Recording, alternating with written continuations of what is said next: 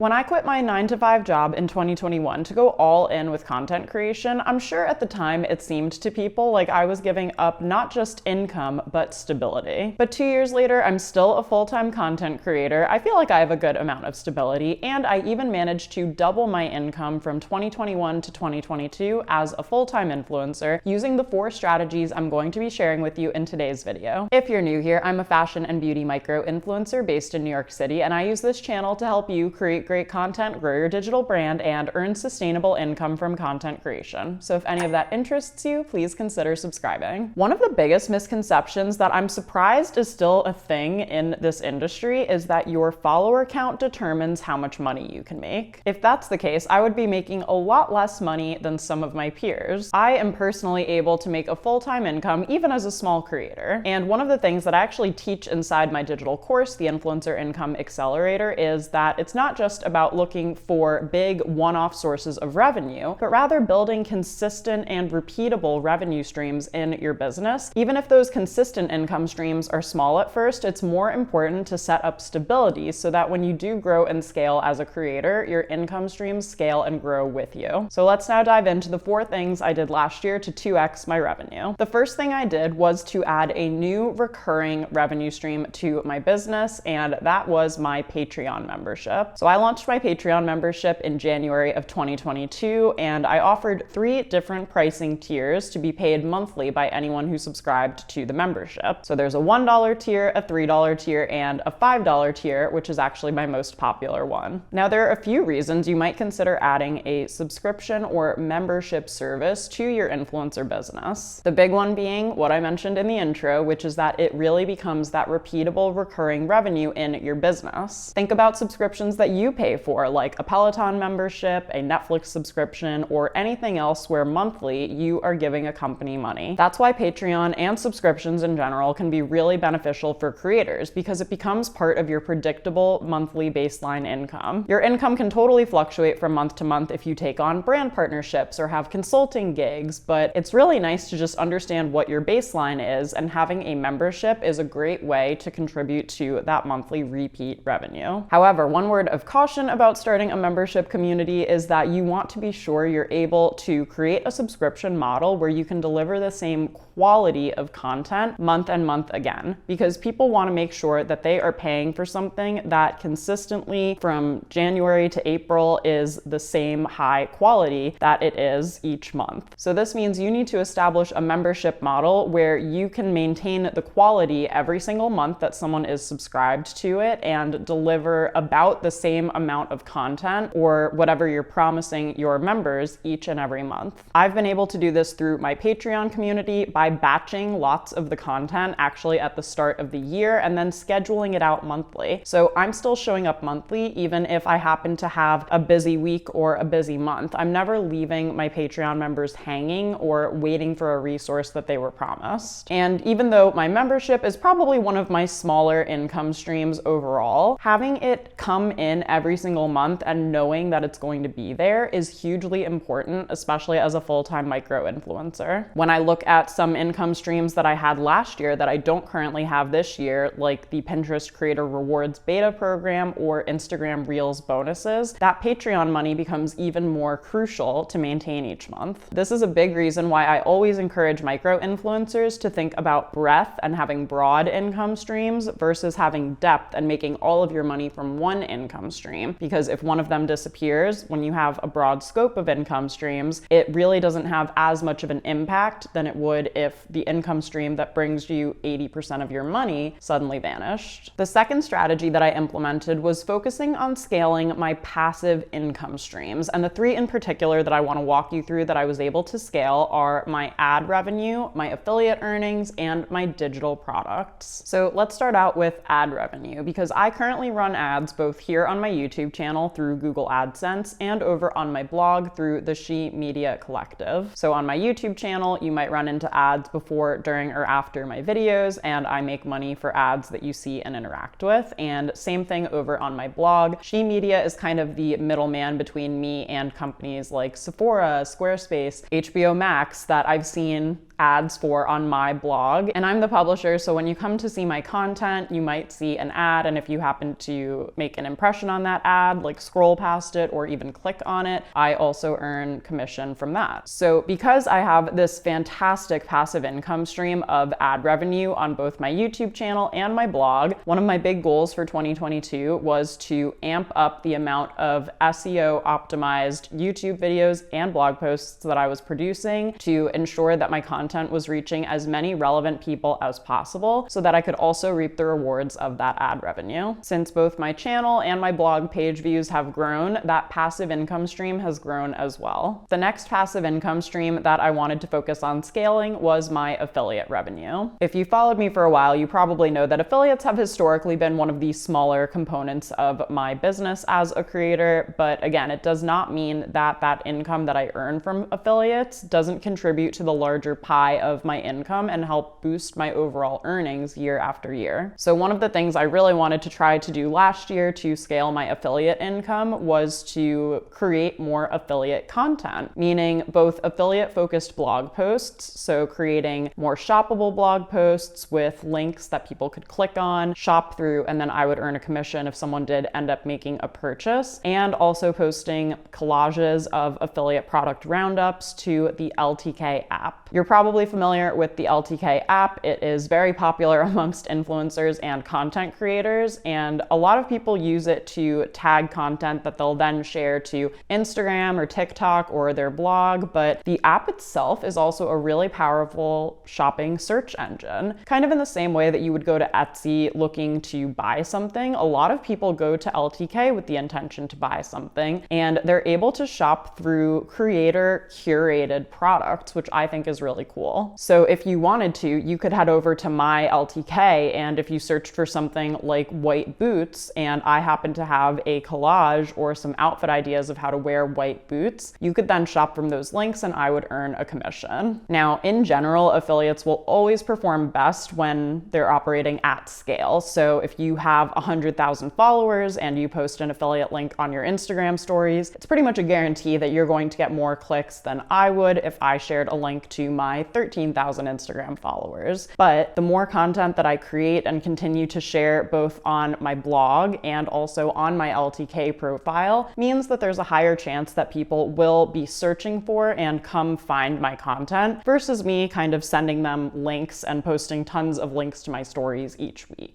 So that's kind of how I approach affiliates and how I've made affiliates work for me and become a more substantial piece of the overall pie chart of my revenue. And then the next passive income stream that I actually spent the entirety of Q3 2022 focused on was my digital products. So I did two major things here, which was I refined and improved some of my existing digital products, and then I also launched two brand new digital products. The two new digital products that I launched last year were my campaign wrap-up template, which is an editable Canva template that you can use to send a brand analytics after you complete a partnership with them. And I sell that for $18 right now on my Squarespace website. And then the other digital product was a higher price point. It's a $97 workshop all about SEO. Like I was just saying, I've learned a lot about SEO over the years and applied SEO strategies to my YouTube content and my blog posts to attract more readers and bolster my overall income from those two places. So all of my best tips and strategies I've learned over the years are in a 60-minute workshop that anyone can buy at any time and take on demand. I really do like having a spectrum of my digital products on my website. So my lowest digital product is $8. It's just a downloadable template, and that's a very accessible digital product to someone who is just looking for a quick and easy win. And then my digital products tend to go up in price as they get more complex and provide more insights for creators. And ultimately, I found that the best way to market my digital products was by creating, you guessed it, long-form searchable content about each one. So I made sure to publish at least one piece of searchable long-form content that promoted each one of my digital products, and those content pieces still help me make sales from these digital products every day. The third strategy I implemented in 2022 that helped me double my revenue revenue for the year was to jump on opportunities as I saw them come in that felt really aligned to what I was working on. And I think the biggest example of that is the Pinterest Creator Rewards beta. Now, as I mentioned at the beginning of this video, that program no longer exists. It was a beta they were testing, and they have since winded down as of the end of 2022. But I do think it's a great case study to explain here, because what I was able to do in the Pinterest Creator Rewards beta actually turned out to then be my largest earning income stream for 2022, which I loosely call platform incentives. So the Creator Rewards program, Instagram Reels bonuses, TikTok Creator Fund, and all of these on-platform monetization incentives that have encouraged creators to create more content on a particular platform, knowing that there is a monetary reward on the other side of it. In 2022, it really did feel like every social media platform was competing for creators' content and their time spent on app. So it makes sense that they did start paying creators, and with beta testing meant that sometimes we would get payments that needed to later be tweaked. And that's basically what happened within Pinterest Creator Rewards, because when I first joined the beta program, they were paying $1,000 for a single idea pen, which for reference is something I try to create like as many times a week as possible just normally. So the fact that I was able to potentially get paid up to $1,000 for just one pin was suddenly very interesting. Because of the Creator Rewards beta, platform incentives, so Reels bonuses, Pinterest Creator Rewards Fund, TikTok Creator Fund, all of that ended up becoming my largest earning revenue stream of 2022. Because we don't have the Pinterest Creator Rewards beta anymore, I know for a fact that that's not going to be my top revenue stream of 2023, but I'm really glad that at the time I went full in on that. I saw the opportunity, I saw the payments, and I felt like it really aligned with the amount of work that I had been putting into the platform for a long time. And so I'm glad that I was flexible and left room in my schedule to make time to, I always joke, I'm like, I feel like I was a Pinterest like creator in residence. You know what I mean? I feel like I was truly being given a stipend just to be super creative. It felt very rewarding, and I was making great money from it. So I'm so glad that I had my eyes open just to, what are they testing now? Could I get involved in this? What happens if I really put in a ton of effort here and see what my results are? I would say for the first 3 months or so of 2022, I was probably spending 10 to 15 hours a week creating and producing content for Pinterest because of Creator Rewards, and I was definitely rewarded for it. So this is why I always encourage creators, if there's a new money-making feature on a platform, you get a notification one day, turn it on, try it out, see what happens. It may not end up being as substantial as this was to me personally, but even if it starts to become an extra $100 a month or $200 a month, that really does all add up over time and makes your, like I said, income baseline each month more predictable. If you're looking for more ways to monetize with Pinterest that do not involve the Creator Rewards program, I just recently did this video here where I shared 4 ways to make money with Pinterest in 2023. So I will link it down below in case you'd like to check it out after you finish this video. Ultimately, I think the Pinterest Creator Rewards beta taught me that this opportunity presented itself where the work and the expectations both felt really fair and really aligned. And that ties in nicely to the 4th strategy that I implemented last year that helped me double my income, which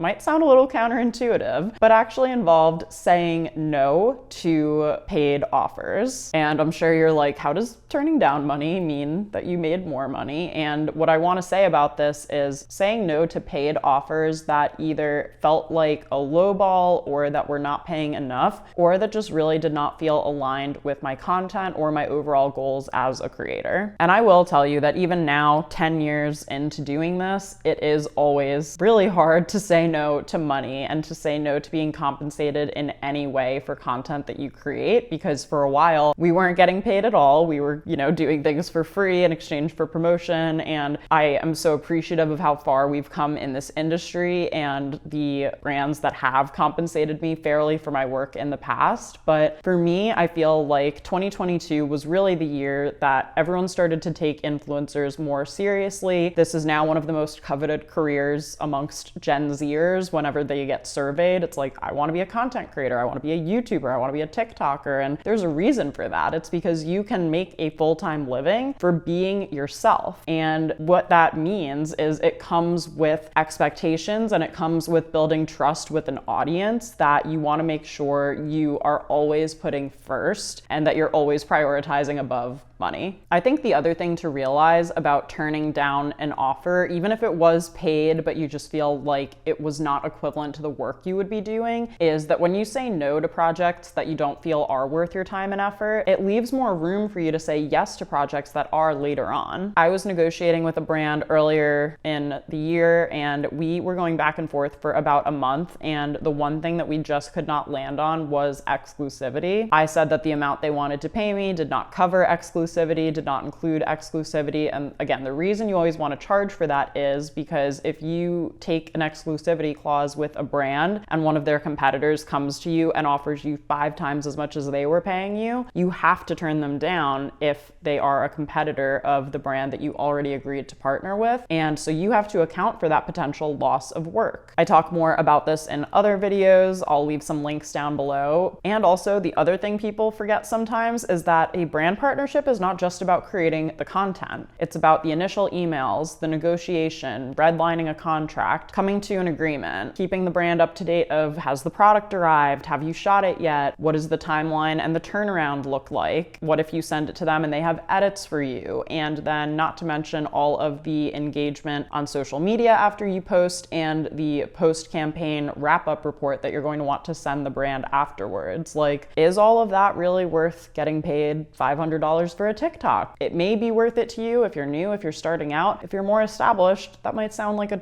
ton of work for not that much in the grand scheme of things. So that's why it's so important to ask yourself what you're getting out of it. If it's a brand you really want to build a long-term relationship, it might be worth pursuing further. If you think that maybe they don't have money right now, but they'll have money further down the road. But sometimes you can just tell when you're not going to end up being aligned with the brand, and that's okay. It means that when you're saying no to a project that isn't valuing you and doesn't really compensate you fairly, that you're leaving room for more things that will. And sometimes you have to create those things for yourself too. Maybe it's not about brand deals. Maybe by saying no to brand deals for a month, you're leaving time for yourself to create a digital course or launch a new membership community or batch create YouTube content. So now you can be posting twice a week instead of once a week. And all of these things could potentially lead to better long-term growth and better align with your goals, depending on what they are as a content creator, than spending all of this time and energy stressed and really over worrying about a brand that ultimately didn't value you enough to even pay your full rate. So I think that that's really important to keep in mind, and that you need to be the person at the end of the day who makes the decision. Is this worth my time or is it not? If you're looking for even more influencer tips, you should definitely grab my free guide, The Influencer Launchpad, which is always linked down below in the description box. And if you're interested in hearing more about my influencer business, including a complete rundown of my 8 income streams and what percentage of my total revenue they all account for, be sure to check out the up next recommendation on the screen. Thanks so much for watching, and I'll see you in the next video.